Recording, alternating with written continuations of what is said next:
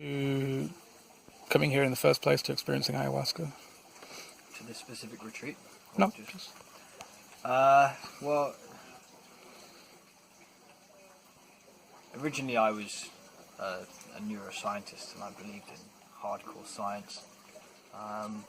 Then about a year ago I wasn't satisfied by some of the answers I was getting to some of the most difficult questions that we have. And I stumbled across ayahuasca and what it was, and then I did a lot of research into it.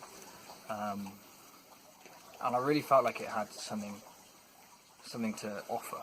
Like it had something to offer the missing holes that there were in my life. Well, not in my life, but just in my pursuit of knowledge and what is out there. And so I thought, as soon as I read about ayahuasca, I was like, right, this is for me. And then I spent about a year preparing myself for it, because there's no way that this should be taken as a whim. It's no joke, ayahuasca. And then I had a few months off, and then I took some time and I booked the retreat here, and then I came. So that's how I really got into it. Was there any particular reason you chose Gaia Tree? Yeah, there was. I did a lot of research into how I would approach ayahuasca, and a part of me was thinking, oh, you don't need to approach it; it will come to you. But that in itself is quite confusing, because as soon as you go and choose somewhere, maybe that is its way of approaching you. But I looked at many different retreats, and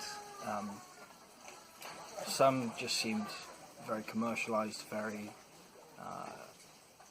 maybe in it for the money with ridiculous prices, and that was not what I was going for. I wasn't going on a retreat, like a luxury retreat per se. I was going on some sort of journey, and I wanted somewhere where I would feel comfortable without the glamour, and I don't need a bed and like a fancy bed, or expensive meals and things like that. I wanted to experience the jungle as it is, and just escape all that sort of capitalist sort of feel.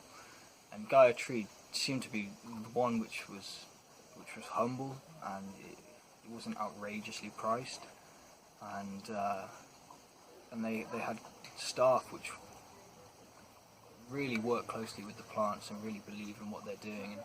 And it was a place which shone for me. It just seemed to be the ideal place, and I didn't have much hesitation booking it. And did it live up to your hopes, expectations?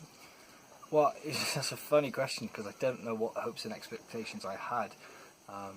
If anything, I was surprised at the group of people that turned up. I didn't expect it to be the group that it was, but I was so happy that we did have the bonds that we had, and they were those people. In terms of rusticness, yeah, it was great. I've got my little tambu in the jungle, and there's nobody surrounding me, and you have the sounds of the rainforest, which are so loud and they're so pure. And it's just simple. It's just a nice, simple, small community, and I would definitely recommend it to people. But then I do think they should find it for themselves, which is kind of a strange thing. But yeah, it did live up to expectations. And how's your overall experience been here this week with the medicine and the people? Overall, it was extraordinarily overwhelming, and there were things which I sort of regained back in my life, which I thought I'd lost. There was new experiences, for sure, some really powerful, overwhelming experiences, and I don't think that I could have felt some of the things that I did. It really made me believe in some things, and what was really special was sharing experiences with other people and listening to their experience with ayahuasca. That moved me as much as my own experiences did, and I think that's